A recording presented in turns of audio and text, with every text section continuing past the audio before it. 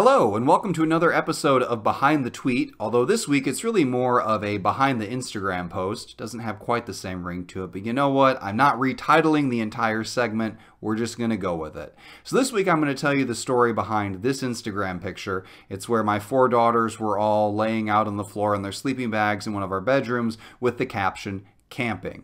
So before I get into that story, be sure to hit the subscribe button, because I really want you to commit before I tell you the story and disappoint you, because then I'm going to lose you forever. Let's just lock ourselves in now. Let's make this work like a marriage. Just take a chance on me and regret it later when it's too late to escape. So I have had a long and complicated relationship with camping. So now that my daughters say they want to go camping, I've convinced them that camping is simply living their regular life in a slightly more inconvenient way. So, you know, those nice beds you have? Well, if you lay on the floor in a hard sleeping bag, or I guess the floor is hard, the sleeping bag itself is not hard. If you have a hard sleeping bag, that sleeping bag is defective or soaked in water and frozen. Either way, do not use a hard sleeping bag. A hard sleeping bag is probably a box, okay? Just to differentiate terms here. But I convinced them that if they sleep on the floor inside the house with air conditioning and a roof and electricity and plumbing and all that stuff, that indeed counts as camping, and they love it. We lay out the sleeping bags and they all go to bed. Actually, they run around for an hour and a half, but that's okay because I don't have to do anything. I can just stay downstairs and watch TV or enjoy the Wi-Fi and not worry that they're going to wander around outside and get taken out by whatever's lurking in the dark, you know, shadow people or rogue squirrels. I don't know. It's been a while since I've been in the outdoors. Believe it or not, I'm actually an Eagle Scout.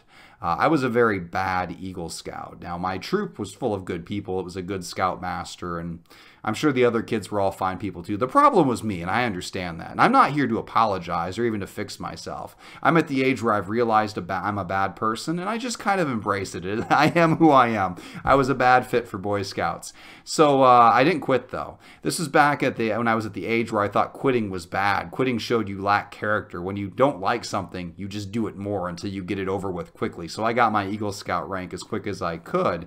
I didn't realize that quitting actually makes you a better person, because then you can go and actually do things you enjoy and invest your energy in them. Or at least, you know, just not waste everybody's time. Like, quitting is the greatest thing in the world. We need an entire series of children's books on how awesome it is to give up and just quit while you're ahead.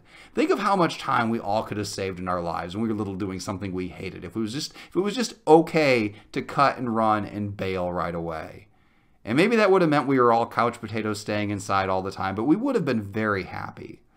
So I don't know how long this illusion with my kids is going to last. At some point, my children may figure out that real camping actually involves going outside, and I don't know what I'm going to do at that point. I have 4 daughters, so I thought I had dodged the danger of Boy Scouts, but now I guess Boy Scouts is retitling itself Scouts, and they'll just let anybody in.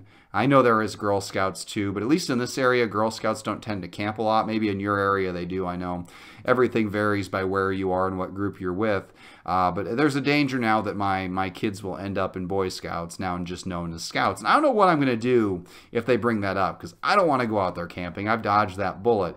I guess I'll probably have to make up some danger that's lurking out there, something slightly scarier than those rogue squirrels. Maybe Bigfoot, or like super Bigfoot. He's like regular Bigfoot, but slightly bigger. I don't know. I'm coming up with this off the top of my head, okay?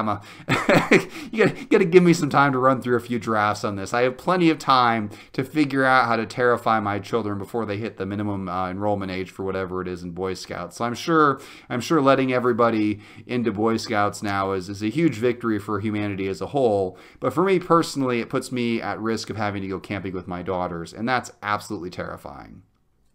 Because, again, super Bigfoot might not be real, but mosquito bites are, and I'm just not going to deal with that. So that's the story of the camping trip all the way to a bedroom in my house, which is, let's be honest, the ideal destination for any camping trip.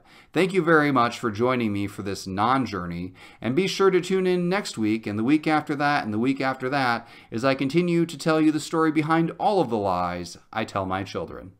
Thank you.